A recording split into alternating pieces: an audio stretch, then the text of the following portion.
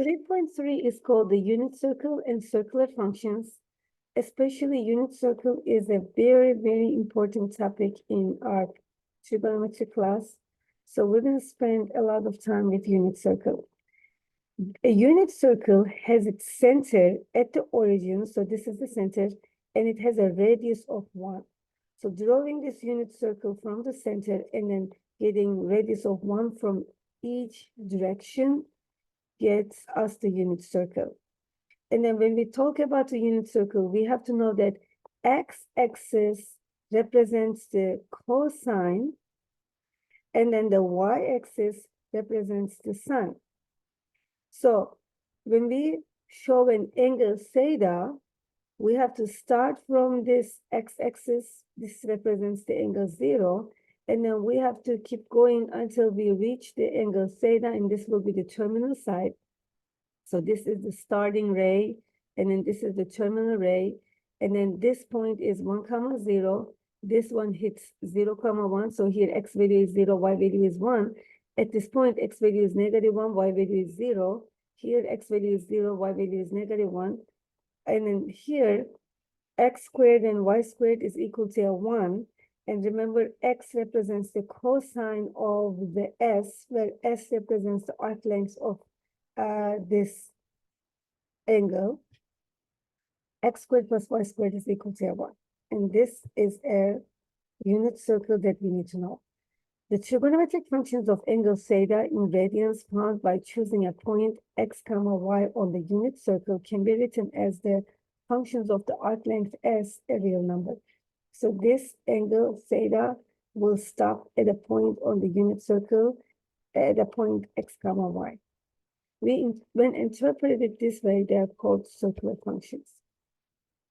And then for any real number s represented by a directed arc on the unit circle, sine of s is the y, cosine of x is the x. Therefore, tangent of x is y over x. Since cosecant is reciprocal of sine, it will be represented as 1 over y. Secant is reciprocal of cosine, so it will be 1 over x.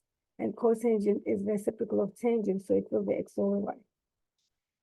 This is one of the most important figures in this class. The angles where they fall on the unit circle and what's their cosine value and sine value. On the unit circle, don't forget that for these angles, the first fraction, the first numerical value is the cosine, and then the second one is sine.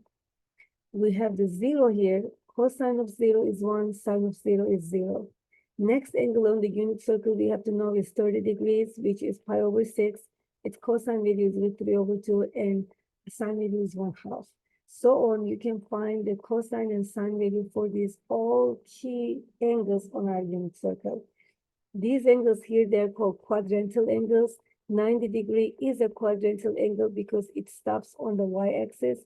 Its cosine value is 0 because its x value is 0 and the y value is 1 here. So unit circle is symmetric with respect to the x-axis, y-axis, and the origin. So it's very important that it is symmetric with respect to x-axis, y-axis, and the origin.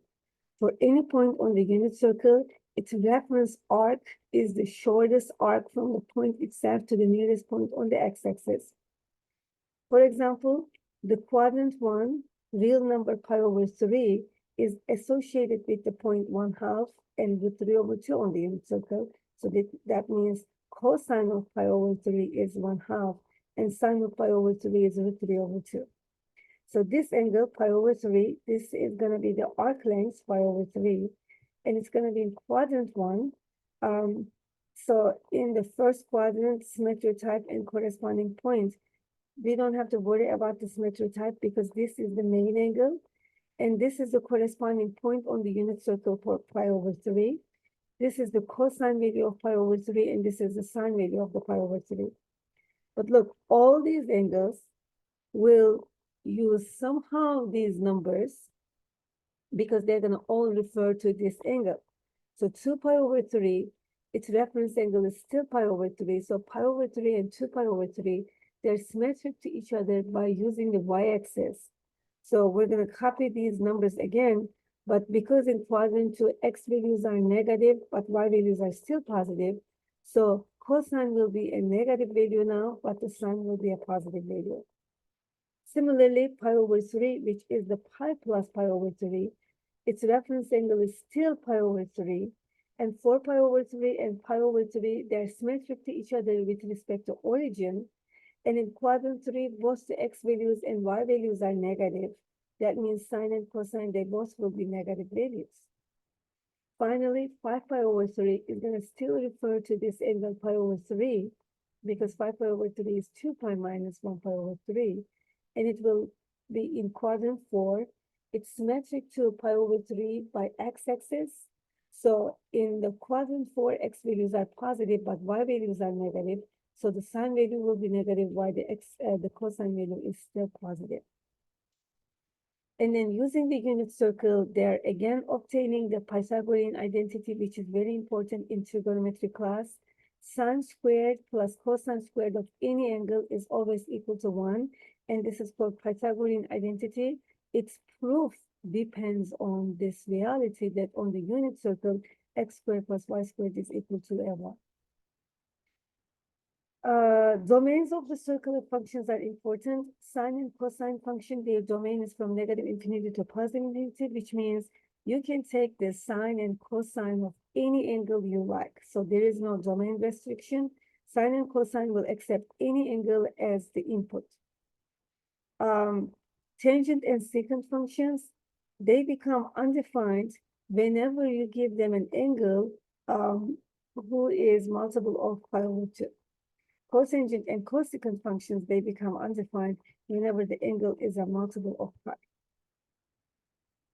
Circular function values of real numbers are obtained in the same manner as trigonometric function values of angles measured in radians.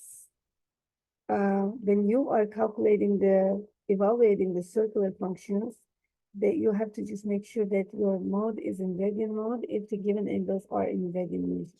So for example, when you need to find the exact values for these three things, and you want to use your unit circle, this is your starting number, always 0 degree, and then the angle given is here, pi over 2. So when you go 1 square distance, this is 1 pi over 2, this is 2 pi over 2, and this is where 3 pi over 2 will end.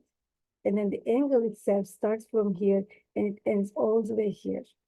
So this is a quadrantal angle. Cosine is the first number and sine is the next number when you stop on the unit circle. So therefore here, this angle stops at this point 0, negative 1. Its sine value will be negative 1 because it's the y value, and its cosine value will be the x value on this stop point 0. And then tangent is because it's sine over cosine. When you divide negative 1 by 0, any number divided by 0 is undefined. Therefore, tangent of 3 pi over 2 will be undefined. Similarly, you can think about 7 pi over 4. So this is 1 pi over 4, 2 pi over 4, 3 pi over 4, 4 pi over 4, 5 pi over 4, 6 pi over 4, and 7 pi over 4 is located here. And these are the coordinates on the unit circle for 7 pi over 4. And you know that the cosine is the first point and sine is the second point. And similarly, you can work and think about the next angle here. When you have an angle negative given to you, tangent is an odd function. So you're very welcome to move this negative to the outside of the function, and you can just think about tangent of 5 pi over 3, then change the sign for everything. Or negative 5 pi over 3 means when you start from here, instead of going this direction, you have to go to the clockwise rotation. So you can start counting from this way, and you need to find 5 pi over 3. So this is 1 pi over 3, and then this is 2 pi over 3.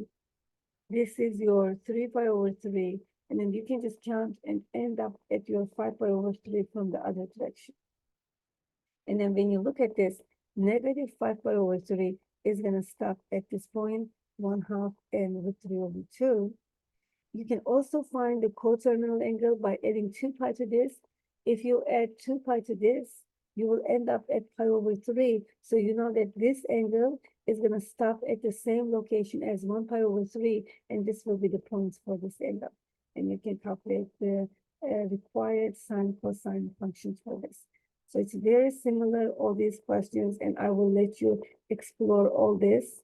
And sometimes on the homework, they might just give you questions like this, where you cannot use the unit circle, and you might have to use a calculator to approximate this.